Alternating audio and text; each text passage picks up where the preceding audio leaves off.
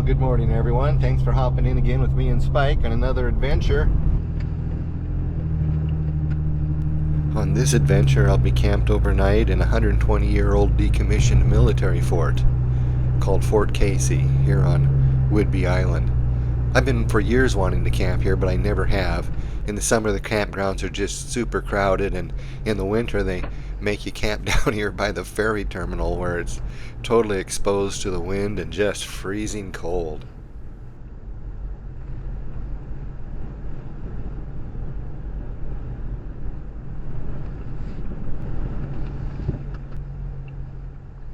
Here we are, home sweet home.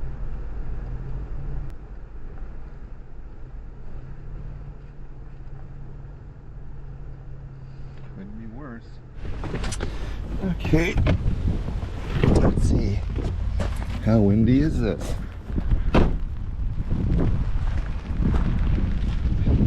Wow.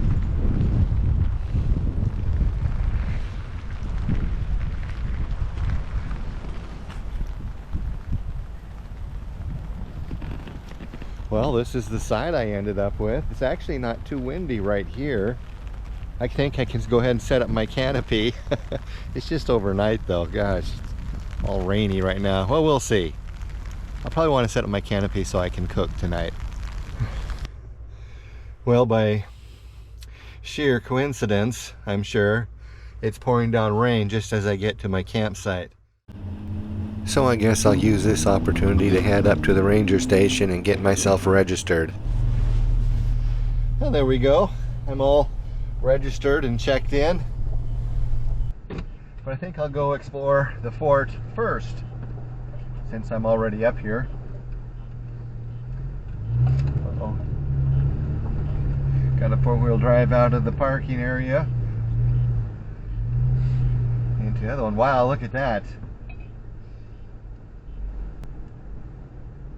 So Fort Casey was built around 1900, part of 3 forts with the intention of preventing enemy warships from entering the Puget Sound. It consists of an older section made around the 1900s and then a newer section made around 1910. We will start by investigating the old observation rooms. When I first started coming here in the 1980s, I think there were at least 2 of these open. Now there's just 1. It was in these rooms where the plotters and the commanders would plot the position of enemy warships and then telephone the coordinates down to the guns, which would fire on those coordinates.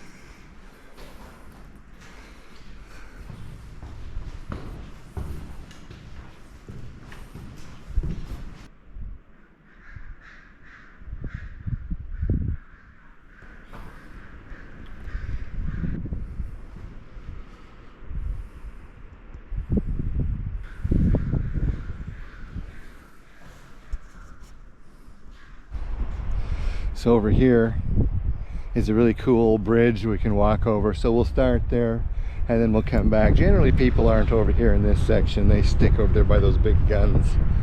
Here we are at the bridge.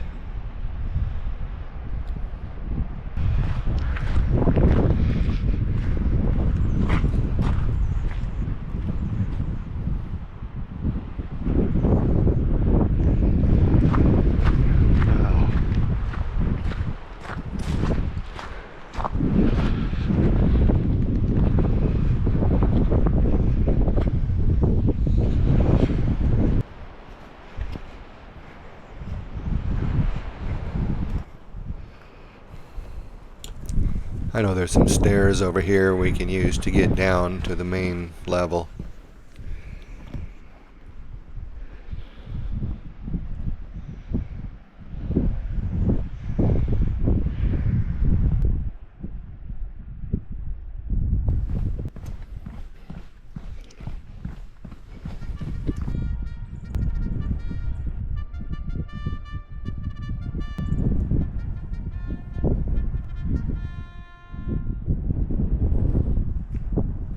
So this is the newer section of Fort Casey, being built around 1910.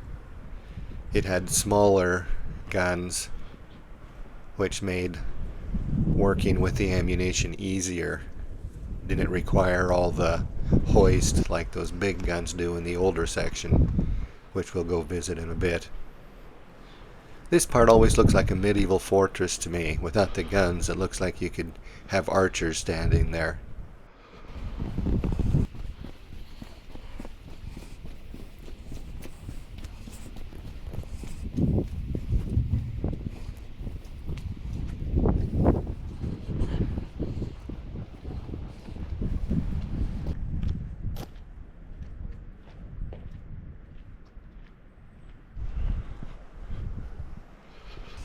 At this end of the newer section, they have two 3-inch pedestal mount guns, like they originally had installed, but these were put in during the 70s by the Park Service.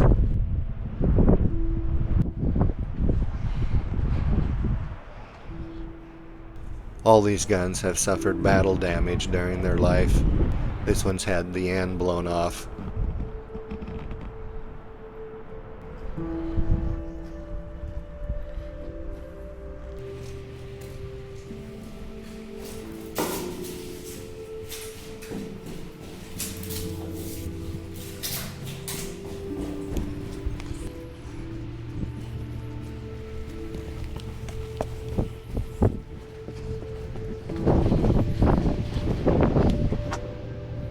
You can see the battle damage on this pedestal.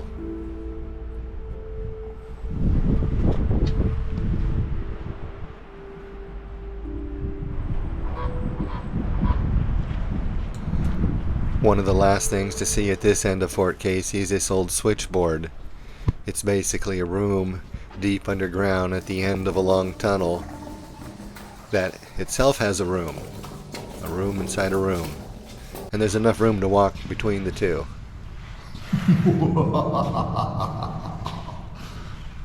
Great acoustics too.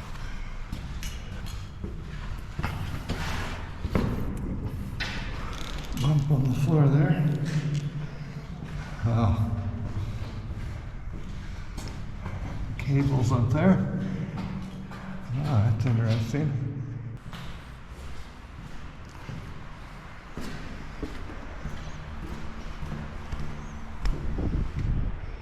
Well, we'll leave this section, go to the busier section where there's always more people. This is the Kingsbury Battery. Its guns are missing too. I think we'll just go into the underground portion here, walk through it, eventually get up on the main gun deck and visit one of the observation towers.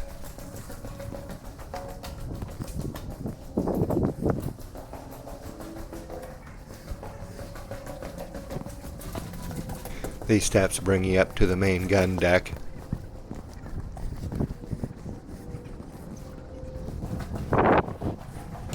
Ammunition hoist.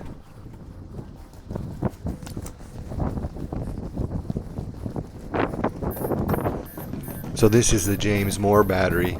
It's missing its guns, but it has an intact observation tower.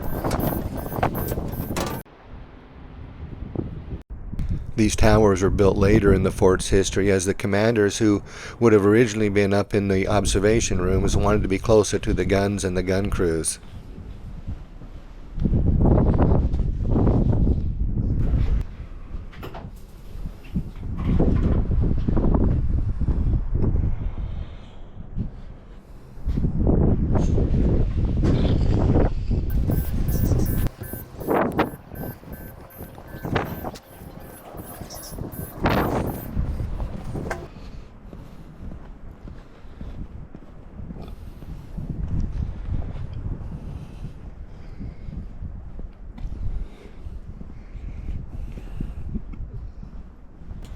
Well, now we'll head over to the Moore battery.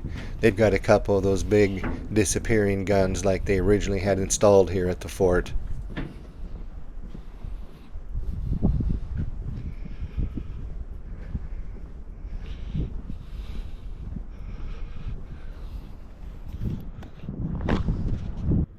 And one of the best things is there are no barriers between the visitor and the gun. You can go right up to it, put your hands on it, walk on the ladders, and really get personal with it.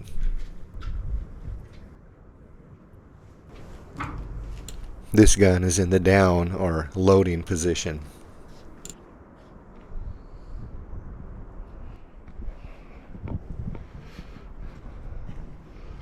The other gun in the battery is in the up or firing position.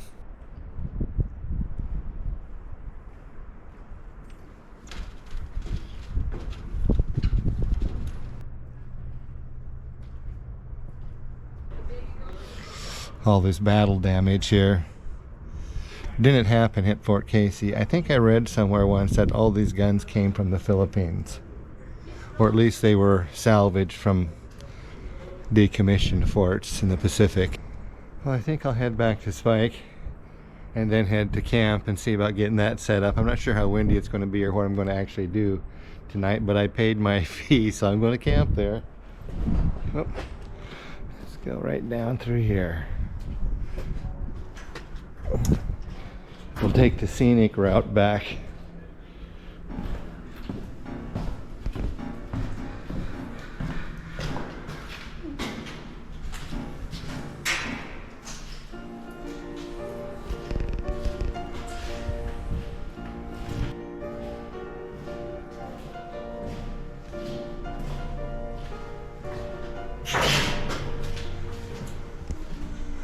I'm sure it's windy up there. Let's see.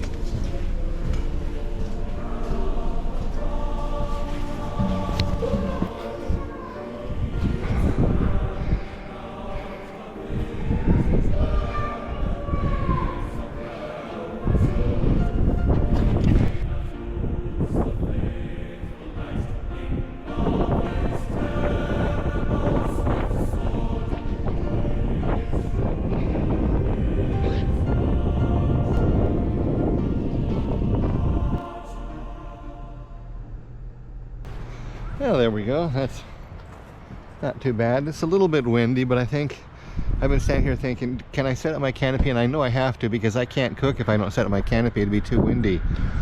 So yeah, I'm going to go ahead and set it up. And you know, I could set it up right here over this picnic table and use it as an anchor too, but there's all these rocks here people have been using in the past, and plus I have those big auger screws to tie it down with.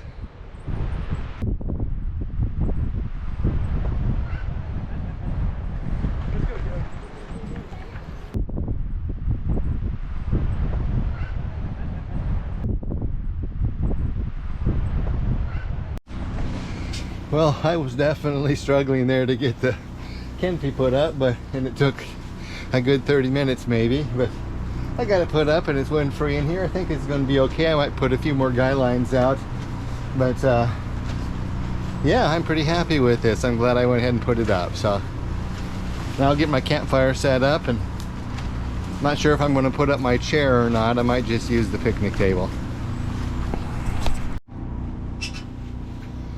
Well, now that I'm set up, I think there's still plenty of daylight left, at least an hour or so, and I'm got some more of this Fort Casey that I want to explore, so I'm just going to leave my campsite here and go do that. We're over at this lower section where people don't normally go. In fact, I haven't been here for many years. I believe this is where they had these mortars set up. You used to be able to go into these buildings. They were big horseshoe-shaped buildings.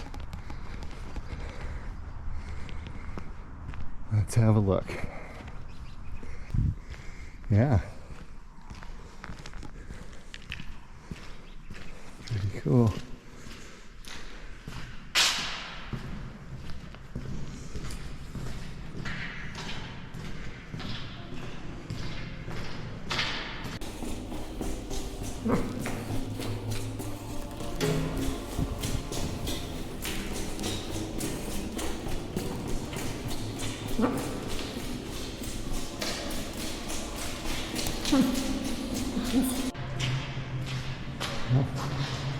These are the doors that are closed on the outside.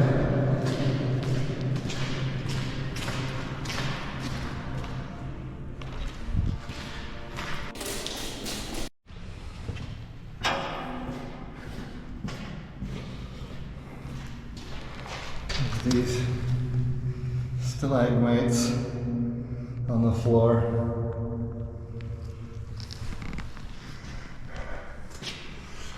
Stalactites on the ceiling.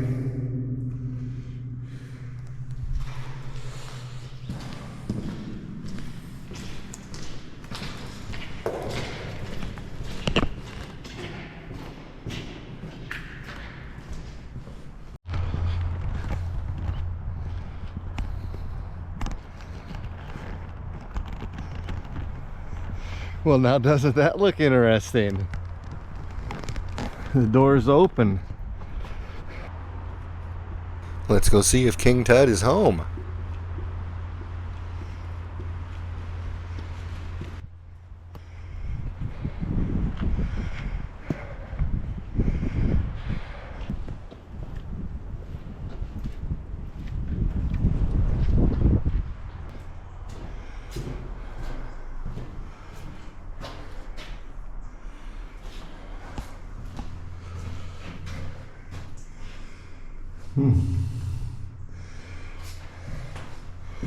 Pretty fancy restroom once. Pretty cool. Well, I guess we'll head back to camp now. It's probably getting about 5 o'clock, so I'll be making dinner here in a bit.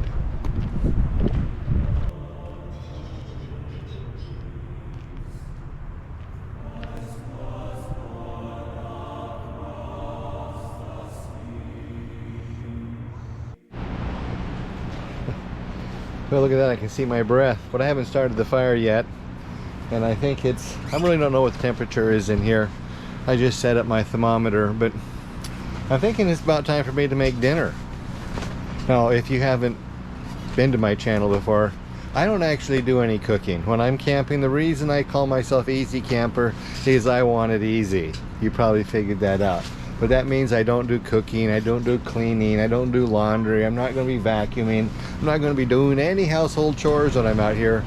I'm just going to make it as simple as possible. So I'm not going to be chopping wood, I'm not going to be chopping, dicing tomatoes and onions and all sorts of stuff like that.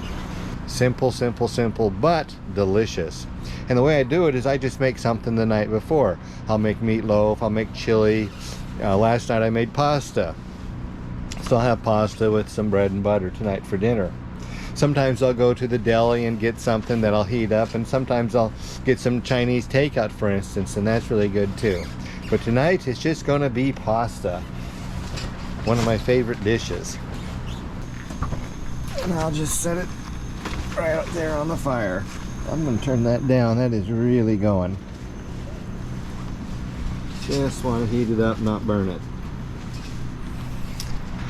That'll probably take about 3 or 4 minutes and it'll be hot and ready. So I better get my bread buttered up. Ooh, I'm thinking that's done.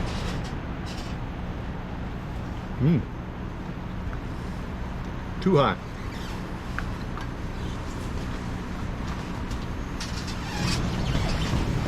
Well, one thing I haven't done is I haven't set up my camping throne. I've just been using this picnic table in here, but it's been out in the weather, it's a little damp, and I can feel the dampness through my clothes. So I think I'll go ahead and set up my camping throne and get real comfortable.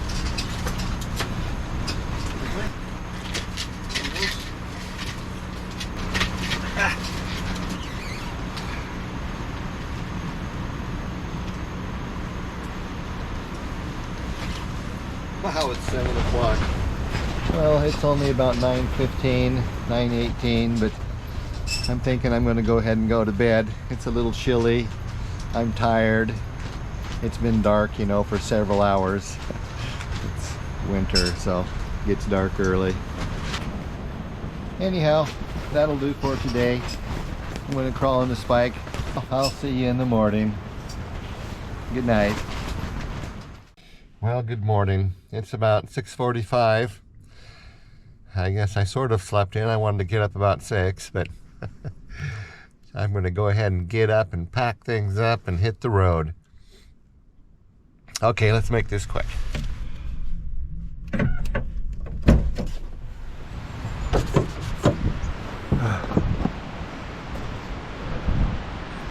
Yeah, stayed together pretty good.